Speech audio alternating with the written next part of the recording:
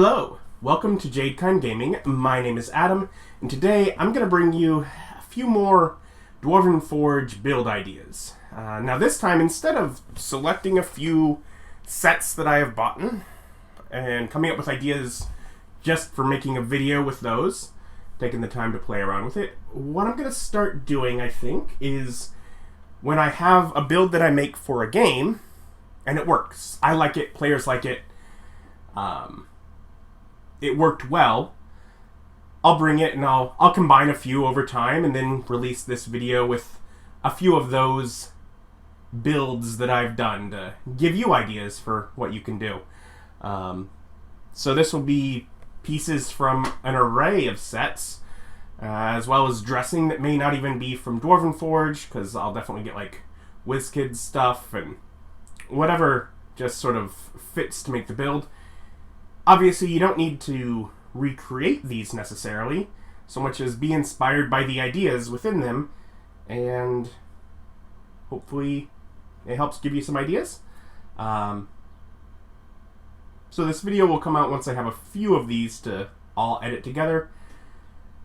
But to begin, I have this sort of fancy house build, kind of a minor mansion kind of thing.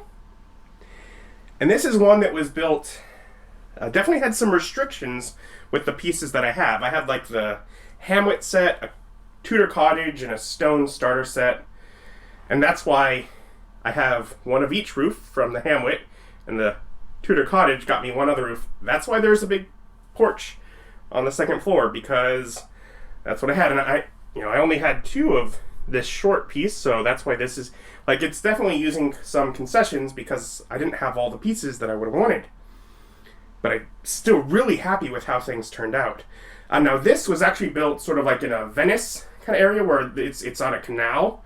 So I have this little dock out front with stairs from the old, I think that was from the Kickstarter 1 line to get up, which had like a little closet for whatever boat supplies, but so they can kind of investigate around there and get up to sidewalk level.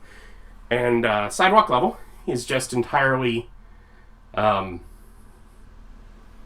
dungeon floors, which, because they're different size than the city floors, there's a little play between some pieces in a couple spots, but I don't think my players even noticed.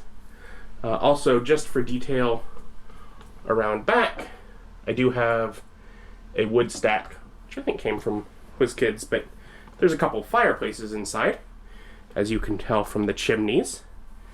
Doors and windows locked.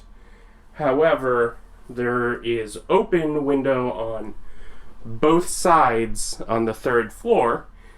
So, they could try and pick some locks, climb up, get through windows, a few different ways, because this was built for an encounter where they're breaking into the house. So we'll just go top down, taking off the first roof. Was the upstairs bedroom. I figured having these windows open because, get a nice cross breeze in here. And yeah, there is a bed, I think is WizKids, a little side table. I have a rune there on the wall that is magic item, and it just goes stairs down in the middle of the bedroom. Why not? And that takes us, simple bedroom up top, down here, and I'll remove this as well. And there's a couple spots where I have to flip up furniture because I have a fireplace from the WizKids line, and they do not line up with the right height. So, oh well. I got the Dwarven Forge bed here, table and chest, and more stairs going down. So I have this bedroom that has this patio that has some chairs and a table on it. Just a nice little, second floor area. Enough things for them to kind of explore around, look around different areas. I have this, in order to make it where it lines up properly here, sitting on top of, I just had an extra stone floor that was a trapdoor floor. You could, say, imagine there's a little attic space in here that can be reached there. I decided not to because the encounter got complex enough as it was. But then we can take all of these off. I have the double pegs on this one to hold this section together. And I have this Whiskets cabinet also leaning up against things because it's a little too tall. Tables, some dressing from the Dwarven Forge Tavern set, tables, chairs, bear rug from WizKids, Tavern, Dwarven Forge, fireplace, magnetic wall here for some jars on a shelf, magnetic wall here for a magic item I put on the wall that was the piece from Wildlands. Of course, stairs going up here and a little trap door they could use to get down below. And this entire section here can lift off because these are all on a terrain tray. So it's a 1-foot terrain tray. Everything around will just lift off, revealing the basement floor. Now the basement is only the size of the house. All this stuff around it is not part of the basement. It is just there for support. It creates the canal wall in the front. The reason that these ones are different on the sides right here is because those give me great handholds to lift off that terrain tray super easy. Because this was essentially non-existent, this was all as if it were solid wall around here, I could just play around with it so that I had an easy way to lift off the terrain tray. And as there's a matching rune to the top floor that teleported them between the two floors, they went back and forth a few times, so was definitely helpful. And down here I have sort of a evil altar using a couple pieces from the Forsaken Temple Dwarven Forge build, so they can figure out that this wealthy noble was not the nicest of guys. And then I have a lot of Dwarven Forge barrels and some WizKids barrels all stashed in the corners. I'd set up sort of a culture of fine wine within the town, and so this guy was just loaded with large barrels of fine wine in case they wanted to go through the hassle of stealing it.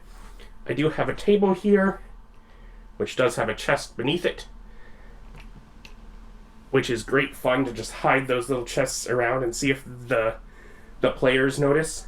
Even just got little bitty bottles here, because the WizKids sets include some super tiny bottles. Kegs over there, all on bars. Basically, this was an encounter with a noble that they're trying to steal with. A ladder down here that they could use to get up to that trapdoor that was on the ground floor. But yeah, so a number of floors that kind of lift off as they go, and can be used for sort of a noble encounter. And of course, if you don't want it to be on a canal, you can just remove this and it's sidewalk with other buildings beyond it. But so same thing can work doing it that way. And our next build here is sort of a swamp encounter, built using the Explore the Swamp set, an extra swamp mat, some trees and ground floor from the original Dread Hollow Forest. We got the fogger and the swamp cover there, and we got whatever docks and the little bridge, but you could obviously have double docks and put more docks there or whatever, from Caverns Deep. And then over on the side here we have the ruined stone building from Cities, but it's a 3-foot by 3-foot build, and it's all the mats are on top of terrain trays, and there are 2 of the mats, and there are 1-foot covered sections on each corner because they're overlapping in the middle because it's 2-foot by 2-foot mats, and they're diagonal to make big marshy area diagonal one way where there's land masses, place where they start, place where they need to be. And that's basically the encounter here. So I have them. I've explained by the time they got here, like, oh, you're going by rickety bridges in the swamp that are like held between trees with ropes, and then you get to one where the bridge is out. So they come up here, and here's the bridge that is out. And I mean, the immediate option is, the first one is really easy. You just get high enough strength to pull it this way, and you have this rope that is tied over here, and you tie these together, and that's the first half of the bridge. Then they have to find a way to maybe jump over and row this over, or get like a rope and loop it on a pole and pull this over. Anyways, you want to pull this over this way, and then to keep it from moving, you'd have to come across here, jump, and the rest of the rope is over here to tie it together. So you can do that. My players found completely other ways. They just turned one into like a raft and used it to ferry across. Actually, the reason they couldn't just swim across is because they had horses. Like I had like horses or a cart or something where, you want them to be able to have to have land to get across. Although otherwise they would just run from the encounter here. So if they muck about in the water over here, the encounter would start. However, there's another way that the encounter would start.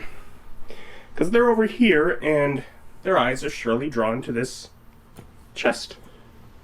There's this little ruin and a little chest there. If they open the chest, there's like some gems and valuables. Basically, the loot for the encounter is in there, along with a bell that wakens the monster, the sea beast. I used like a froghemoth or whatever, and had it come out of the water over by this island, and big battle, blocking their path moving forward. And, it looks immediately like, oh, there's lily pads, just jump your way across. But they're lily pads. If they jump on that, they sink into the swamp. Duh. It's lily pads. You can't stand that. You have to jump across here, and then over here, for here, and walk over, or again, swim across murky swamp water dangers entailed there.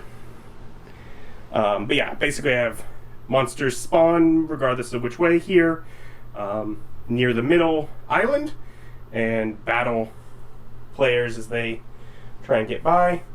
I actually have the fogger here. This pod, like if they mess about in there, they can pull out like a weird fruit that functions like a healing potion. I did that largely because they were not high enough level for froghemoth, so I down leveled it a little bit, but I also just wanted to give them some extra option for healing during or after the encounter if they bothered to explore enough. Otherwise, yeah, it's pretty simple across the swamp. But yeah, they had ingenuity to not solve it the way I had. They never messed around with this. They just left that over there and like, we're just going to use this one. They did certainly fall for the loot trap. Otherwise, yeah, it's a pretty used for a swamp. Doing the diagonal allows, there's just terrain trays under there. There's no swamp map under here. You can even see a little bit of the terrain tray there, because it doesn't quite cover enough. But I used one that's a similar color and works fine. But yeah, just different options for decorating it, and little things like I use these plants, and I just have them only around here. So clearly it shows like, oh, there's extra life growing around this thing. It's not killing off life, it's growing extra life. Yeah. If you need to give your players more information, there's a little skull here that can have a note or something attached to it, particularly if instead of using froghemoth kind of monster, if you use like a bandit raid, because obviously this could be a way for bandits to stop people and get them trapped. He's taking out the bridge. So if it's bandit encounter, maybe they find like a note left for them there of, leave your coin and we let you through kind of thing, or whatever. Because obviously you could reskin and use this for all sorts of different ways, but simple 3 foot by 3 foot swamp encounter that we had a lot of fun with. And I'll do one more for this video. Let's look at our third build, which consists of dungeon pieces being used to make a cathedral, and the crypts and caverns below. So I used dungeon to make a cathedral rather than like trying to use city pieces, because I have a lot more dungeon, and it's just a basic structure.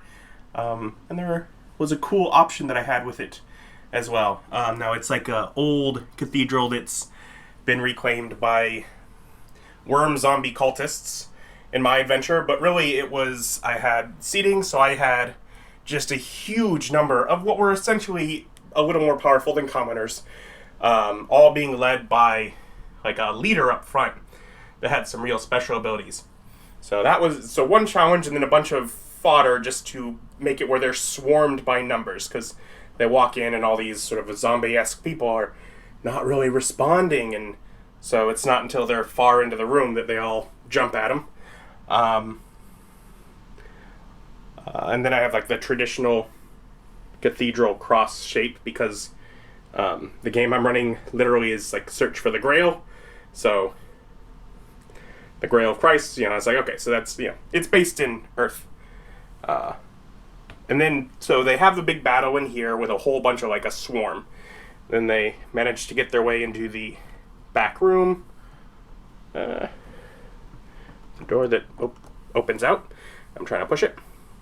And they find like sort of like where the priest has, and they find, he had keys on him, so they find like a secret keyhole behind furniture that causes like a mechanism that pulls the concrete out of the way and reveals stairs going downward. So first swarm encounter here that leads them to the crypt beneath the church. And so obviously, at this point for me, I did that on top of the table, and then I lift up the table and show what's below, but I still got it all covered with these cloths. And this just looks like a standalone piece. So they're thinking maybe it's stairs that go further down or something. So again, using dungeon pieces, but mostly the vaulted ones. So I have the little whatever, with ossuary nooks. Anyways, these, just as a clue, I use little globs of poster tack to stick them in place so that they stay there. And then these are the stairs from the like original dungeon Kickstarter. Anyway, so eventually they find the mechanism hidden amongst the bones that reveals the secret door. And I use the secret door corner there, because that's always fun. And I actually place the remaining pieces at that point, so that, they had no idea what was really going to go on. Oh, there were pieces that were off. But it's 3 pieces to build this little passage that has a hole broken in that leads them down into the caverns. And my players immediately look at this and they say, well, this way must go to the big final area. Let's go to the side room first. And they just find a little passage that leads to some water that just goes off into darkness. So I figured they would maybe check out that way and then come back and explore this way to get to the end. But they do. They're like, okay, that's murky, gross, mucusy water. They went this way and they find, I have little grubs that were the bad guy, that were like there for showing off some of the strengths and weaknesses of the boss they're going to be fighting. And those are just Reaper Bones minis that I've painted. And so I have a little encounter room here, and it's all blocked off here. I have a pile of bones in which they are able to loot and find a piece of equipment to maybe help them moving forward. But little room, little encounter. And I expect them to go back around. They have marvelous pigments, and they actually painted through the wall here, because there's a spot where I have the whatever, the little wall that has like the spot that removes, and there's that little hole that goes through it. So like I'm like, oh, you can see light coming through the other side, and I'm thinking they're gonna like try and get some information and then go around. They didn't. They painted right through it. But the expected path would be for them to come through, have to go through the water. More bones with loot if you want.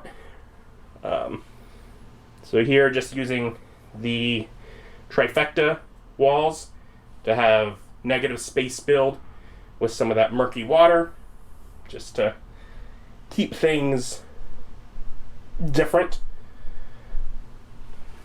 And leading here to Big Boss Room.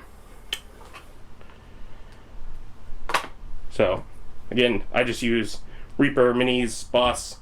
The whole encounter was based on, like, people infected with worms, and then giant worms, and just all sorts of gross stuff like that. But big room to have a big boss encounter. And then I have the single piece of Crystal Caverns that I own back here, where if you have it on, you can just, like, on the switch, you can set the color and then just turn it on whenever it's visible. I use this stalagmite to try and show this room is tall, because obviously it needs to be with the boss that I have. I have a couple spots with elevation if they want to try and do something there. Then another stalagmite over here to try and take cover behind if they wanted, at least from its ranged attacks, although I let it melee them if it moved up over top of them because it's taller than it. And again, they had painted their way in that way. Darn marvelous pigments. Another thing, this stalagmite here, also held together with poster tack, just so that it stayed right in the corner. But yeah, so passage areas, small encounter, large encounter. The crypt was a puzzle, and then there was a sort of horde encounter that was done upstairs. So, well, I had for a few different variety of combats, and seemed fun. Fun way to lay things out. Fun puzzle to play with their expectations on where they're going to end up going. Got to use crystal caverns, which was pretty... It was crystals that had, like, demons in it that were possessing the creatures and the people and causing all the stuff. I used this stairway, and I just had some pieces under it so that it would lift it up enough to line up with everything and give me just a little more height. All these are the two different still heights. Again, lots of passages winding around. I have this passage right here at the bottom of the stairs that you could put a light in. So if you were doing something with the crystals and you wanted to, like, I used weak versions of the big boss to help give an example of what they needed to do there. You could do the same thing by putting just the little crystal light in there and give them an example of what to do with the crystal once they find the crystals. Small examples of what to do when they find the big problem, basically. But yeah, so fun with caverns, fun with dungeons. I just use, like, some of the furniture in here is like WizKids furniture. And of course this is just that floor piece that, like, the spike floor where the magnet will pull it up. I just put black underneath it. And in general, it's a fun encounter. Whole mixed variety of chairs, which all the minis just stood in front of the chairs because I don't have sitting minis. But yeah, so that was a few different Dwarven Forge builds that I've played through in a game using, cities with a little bit of dungeons, in the first one, and then a bunch of wilderness that I got to play with, and that was fun with the swamp. And here I got to use a fair bit of caverns with a fair bit more dungeons. So yeah, just some build ideas, how to throw pieces together, a few tips like that. Using that poster tack was very helpful. Especially things like, on this Cathedral build, I have it on train trays that all come apart. So with that, one of the corner posts is like right at the edge. So I poster tacked it in place so that when I took it apart, they sit pretty well in the corner normally, but when I take it apart, obviously there's nothing for it to lean up against. Well, poster tack helped hold it in place. So yeah, let me know if you got any good inspiration from any of these build ideas. And hopefully you liked the general format of me just showing off the way that I've built with Dwarven Forge.